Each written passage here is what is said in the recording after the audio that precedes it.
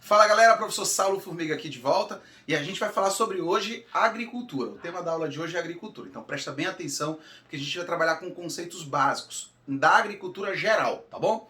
Para isso, a gente tem que lembrar o seguinte, quando se fala de agricultura, a gente fala da relação homem-terra, tá ok? Homem-terra. E aí, automaticamente, você vai lembrar de quem? Da Mesopotâmia. Olha só, Mesopotâmia. A chamada Mesopotâmia Antiga. É a primeira grande lembrança. A região da Mesopotâmia era cortada por águas por todos os lados, né? A região entre águas. E exatamente por isso ela foi o berço dessa revolução social. Mas Saulo, por que revolução social? Vem comigo que eu te conto, ó.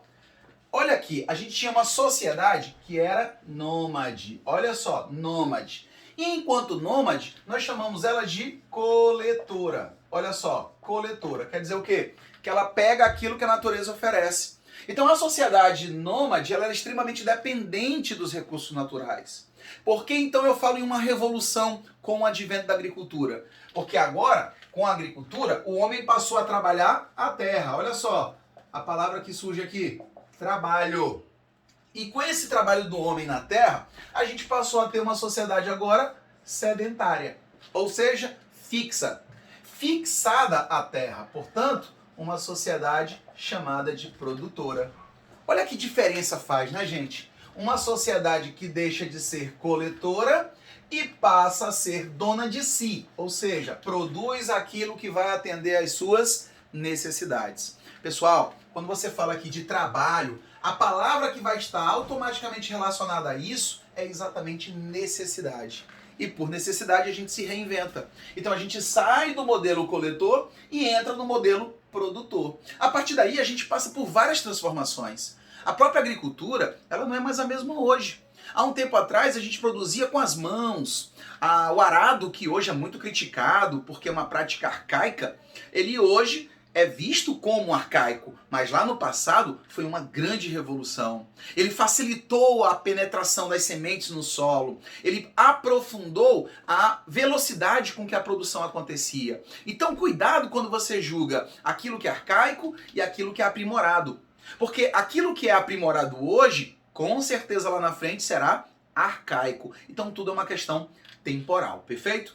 Então, quando você fala dessa produção, a gente vai ver que no Brasil especificamente, olha só, quando você fala de Brasil, ó, no Brasil, especificamente, você tem um abismo técnico. Em especial, as cercas brasileiras. Por quê? Porque a terra vai estar dividida. De um lado da cerca no Brasil, eu tenho produções arcaicas, ultrapassadas, com baixa produtividade, e do outro lado da cerca você vai ter a produção intensiva, o que há de mais moderno.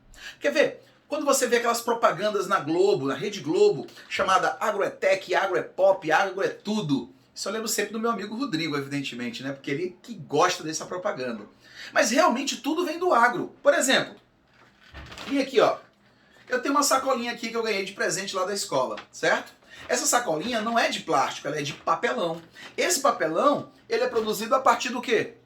Da produção da celulose, que é extraído exatamente dos vegetais. Então, é da agricultura hoje. Apesar da gente falar de extrativismo vegetal, esse extrativismo, ele deixou de ser meramente coletor e passou a ser produtor. Tanto que lá na agricultura moderna, a gente vai falar da integração entre lavoura e pecuária. Entre lavoura e pecuária. Quer dizer que eu crio os animais, mas eu também produzo agricolarmente. E um desses produtos agrícolas é o eucalipto. Eu tenho grandes florestas sendo produzidas exatamente para poder ter madeira e ter celulose para abastecer a indústria de papel, por exemplo. Então fica aqui a dica. Olha só, quando a gente fala do modelo técnico e desse abismo técnico que existe no Brasil e no mundo, a gente quer dizer que hoje eu não tenho mais países primitivos, países modernos. Os países hoje vão ter lado a lado essa formação. Eu tenho um país como o Brasil, por exemplo, que é extremamente industrializado, que tem 85% da sua população nas cidades. Mas o seu campo é extremamente diverso em termos de características de produção, como sempre foi.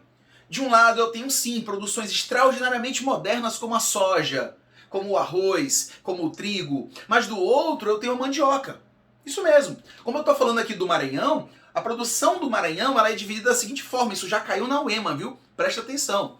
Quando você fala de produção no Maranhão, você tem a produção que movimenta mais recursos, que é a soja, e a produção que gera mais área ocupada. Caiu na pergunta da UEMA qual era a agricultura ou o modelo agrícola mais amplo em termos de espaço. E a resposta era exatamente a mandioca, porque ela é plantada em todo o território estadual, de norte a sul, de leste a oeste. A soja, ela é a área que tem a maior rentabilidade e a maior produtividade, mas não ocupa a maior área do território, certo? Então há uma distinção muito forte e isso chega a ser comparado a um abismo. Mas para a gente entender esse abismo é preciso, claro, trazer os conceitos básicos. E na aula de hoje nós vamos trabalhar com os conceitos gerais, como eu falei para vocês. A gente trouxe as disparidades, a dicotomia da produção brasileira, mas como exemplo. De um lado eu tenho a produção extensiva, do outro eu tenho a produção intensiva. Mas qual é a diferença básica entre o que é extensivo e o que é intensivo? Se você lembrar ou assistir novamente o vídeo sobre pecuária, você vai entender. Toda vez que eu chamo de produção extensiva, a primeira coisa que vai aparecer é a baixa produtividade.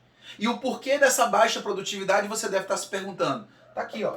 As técnicas utilizadas são técnicas arcaicas. Quanto mais primitivas as técnicas, menor a capacidade de produção. Então, entre elas, eu vou trabalhar com dois exemplos, ó. As plantations e a agricultura itinerante. Plantation, a gente conhece bem. Vem na nossa história, está no sangue brasileiro, infelizmente. Mas era uma prática colonial muito comum. Quando você fala das plantations, você vai falar da grande propriedade, monocultora, de mão de obra numerosa, quase sempre escravista, de baixa produtividade, embora tivesse uma grande produção. A grande produção é a quantidade total. Quando você fala de produtividade, você fala da produção relacionada com o hectare, ou seja, com a área plantada. E a dependência externa, por quê? Porque toda essa produção estava envolvida com o processo de exportação, ok? Se eu vendo para o mercado internacional, quer dizer que eu vou depender deste. Então, se ele continua comprando, eu continuo crescendo. Mas no dia que essa compra não é efetuada, eu acabo tendo prejuízo. Se você lembrar bem, quando eu falo das plantations, eu lembro do Brasil e especificamente do Brasil colonial. Olha só. Do Brasil colonial. Porque nós tivemos vários, e esse Brasil colonial acaba arquitetando um princípio que é muito comum de se falar, que são os arquipélagos. Os chamados arquipélagos econômicos. Ou seja, eu tenho várias áreas econômicas, mas que não dialogam, que não interagem. E nesse caso eu estou falando de quem? Do açúcar, do cacau, do algodão, do café. Isso mesmo. Eram áreas completamente isoladas e que se relacionavam com o mundo externo, não dando, portanto, uma identidade nacional. O grande problema é que as técnicas eram extremamente rudimentares, então isso acabava danificando o solo. Entre tantas práticas, o arado, né, e a queimada. É uma prática muito comum nas duas exemplificações aqui. Mais comum ainda na agricultura itinerante, porque a agricultura itinerante é aquela que vocês conhecem popularmente como roça. Como é que se planta no Brasil, hein? Você desmata, cava a cova, joga a semente e enterra. Deixa a natureza fazer o seu papel. Pois é, a roça é exatamente isso. Eu acabo ocupando as terras que são de pequena propriedade, por um trabalho de pouca mão de obra, porque é um trabalho familiar, tá? Economia de subsistência com economia familiar. A família, inclusive, antigamente, vivia em função disso. Então era comum as famílias terem muitos filhos. E eles desejavam que fossem muitos homens. Exatamente porque homem significava o quê? Mão de obra, braço forte. E aí as crianças desde cedo já ajudavam nesse plantio e nessa colheita. Então eu tinha pouca mão de obra, se dava prioridade à policultura porque dali iria sair o sustento da família e esse sustento iria vir através dessa economia, chamada economia de alimentos ou agricultura de alimentos. Diferentemente das plantations, não é voltado para mercado externo, pelo contrário, é para o mercado interno e por isso a dependência. Você sabia que 80% do que você come, ou melhor, deixa eu refazer, 70% do que você come vem em função do pequeno produtor no Brasil? Ele não tem a mesma importância que essa porcentagem, Mas, sem dúvida, faz uma diferença incrível na alimentação do brasileiro. 70% dos alimentos vem do pequeno produtor e, claro, o grande produtor fica mais voltado para a produção de matéria-prima, tá? A plantation ainda persiste, principalmente em países subdesenvolvidos, não industrializados. No Brasil, nós não temos mais a plantation. O que aconteceu foi que as plantations acabaram se desenvolvendo ou simplesmente se transformando. Sofreram uma transformação em função do capital. Vocês já ouviram falar no conceito de revolução agrícola, não já? Revolução agrícola é simples, anota aí. Revolução agrícola é a introdução do capital industrial no campo. E na hora que eu trago esse capital industrial, o que vai acontecer? Eu vou substituir aquilo que torna o processo produtivo fraco, frágil. E nesse caso é a mão de obra e a técnica. Eu tiro a mão de obra e tiro a técnica arcaica e coloco aquilo que é mais moderno. E o que é mais moderno do que as máquinas? Pois é. Então eu tiro a mão de obra excessiva, que era necessária, que era um trabalho manual, e agora eu mecanizo. Na hora que eu faço isso, eu tenho uma revolução agrícola. E na hora que essa revolução agrícola é aplicada, eu não preciso mais de grandes áreas. Então quando eu falo da agricultura intensiva por máquinas, eu falo automaticamente da redução do número de pessoas envolvidas e da redução do tamanho da área. Porque como as técnicas são mais aprimoradas, eu vou ter uma colheita superior à que eu tinha. Como eu vou colher 3 vezes mais por hectare plantado, então eu posso plantar em menos hectares e com isso ainda ter uma grande produção. Perfeito? A monocultura começa a ser aplicada no momento em que há a revolução agrícola, tá? E eu coloco sempre as duas exatamente para te chamar a atenção, porque a monocultura ela passa a prejudicar o solo. Numa cultura intensiva, eu não posso permitir isso. Então o que o agricultor faz? Ele substitui a monocultura por uma agricultura associada, ou seja, policultura. E aí eu chamo a atenção para um termo, ó, o ILPF. Integração Lavoura, Pecuária e Floresta. Só que esse termo bem aqui, eu vou deixar vocês pesquisarem e eu vou conversar com vocês diretamente no nosso grupo do WhatsApp, tá bom? Então pesquisa ILPF, que você vai ver que é uma grande revolução.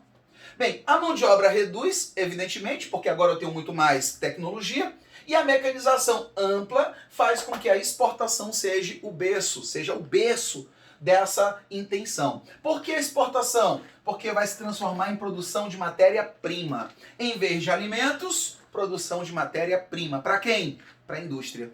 Porque eu estou falando de produção em larga escala. Por isso, commodities. E um detalhe, a palavra commodity não quer dizer matéria-prima, como muita gente pensa. Commodity quer dizer o quê? Deixa eu ouvir. Commodity significa mercadoria. Só que nesse caso, eu estou falando de uma produção em grande escala. Ó. Produção em grande escala. Ok? Que no caso aí vem com a soja a título de exemplo no Brasil. Por mão de obra, intensiva por mão de obra. Olha a diferença. A grande propriedade, ela vai começando a ser dividida. Eu não preciso mais ter grandes extensões, porque agora a minha produtividade aumentou. Seja pelas máquinas, ou seja por mão de obra. Isso mesmo.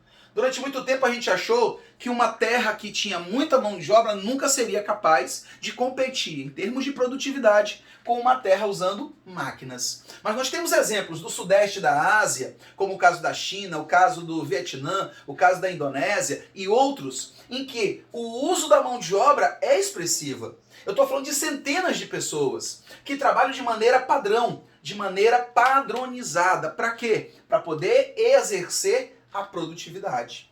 Qual é a diferença do Brasil? É que aqui, como eu estou falando do Sudeste Asiático, que é 1/3 da população mundial, existe uma pressão muito grande. Uma pressão por alimentos. E essa pressão por alimentos vai alimentar exatamente o que? O mercado interno. Ou se produz muito, ou teremos muita fome.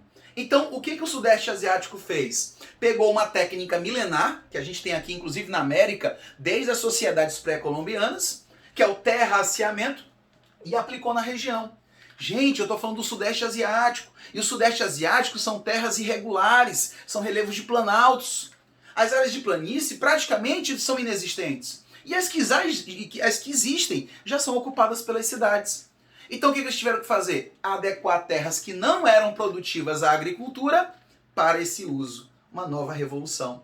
Pegaram o terreno que era íngreme e recortaram na forma de degraus, criando os chamados terraços. Plantam nesses terraços, só que você sabe que não são muitas áreas disponíveis. Então, o que eles fazem? Eles selecionam as mudas.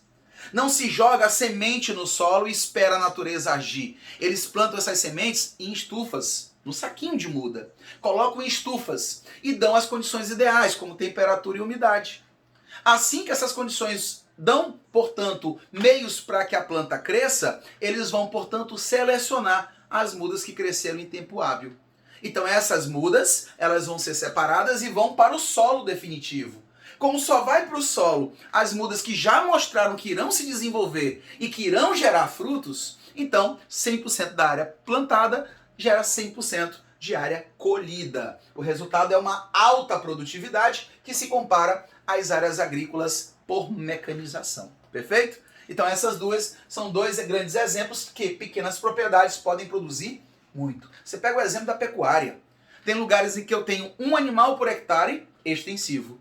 E outros em que eu tenho 3 animais no mesmo hectare, intensivo. Então eu não preciso ter extensão de terras para poder gerar produtividade. Basta eu ter a técnica e a tecnologia adequada. Perfeito? Então estuda aí o material. De novo eu vou colocar questões para a gente responder e ainda essa semana eu vou colocar o vídeo extra para vocês poderem, claro, se dedicar um pouquinho mais nesse final de semana, tá bom? Grande abraço a todos vocês. Tchau!